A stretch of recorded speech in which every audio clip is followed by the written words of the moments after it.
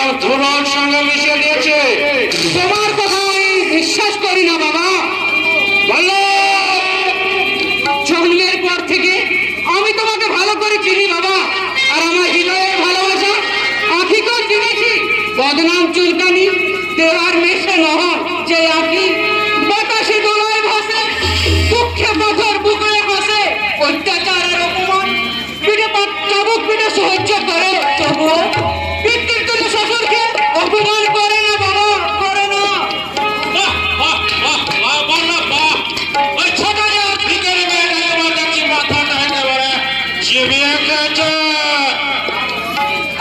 বাবা, চিবিয়ে চিবিয়ে করে দেওয়ার মতো অন্য কেউ যে চিবিয়ে খায় না। বলো, তুমি বোধহয় জানো না ওই মেয়েটা দুরারোগ্যের সাক্ষাৎ।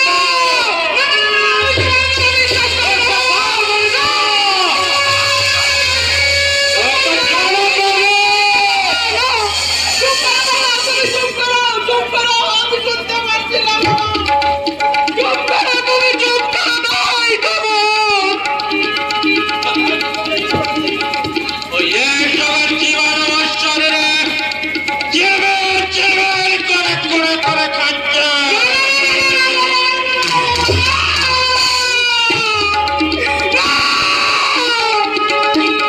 ওটা আমার কথা নয়, বললাম কলকাতা নামী ডাক্তারের রিপোর্ট।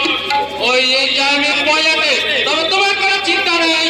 আবার আমি তোমার বিয়ে দেবো আমার মতো একমাত্র বাজারের মেয়ে। বাবা, একটা ছাগলকে কতবার কাটবে বাবা, কতবার কাটবে? বাবা, ওই মনে রেখো, অঞ্চল প্রধান সাধু সামন্ত একটা অবাধ্য সন্তানকে কিভাবে শাস্তি করতে হয় সেটা আমার ভালো করে জানা আছে। পারলে নিজের বিবেকটাকে শোধন করে বাবা, গৃহলক্ষ্মী তুমি বোধন করো। কোথায় যাচ্ছ? আখির কাছে। না না না, ওই হেড সেকান্ড মেয়েটার কাছে তোমার যাওয়া হবে না, কারণ আমি তাকে এই বাড়ি থেকে ত্যাগ করেছি। শুধু আখিকে না, পারলে আমাকেও ত্যাগ করুন। আমি স্বেচ্ছায় আপনার রাজপ্রাসাদ ছেড়ে চলে যাব সুখের পূর্ণ কুটিরে। তুমি কি জানো ওই হেড কত ভীষণ সংক্রাম? বাবা, জন্মের পর থেকে আমি তোমাকে ভালো করে চিনি বাবা, আর সেই ভালোবাসা উজাড় করে দিয়ে আখিকেও চিনেছি।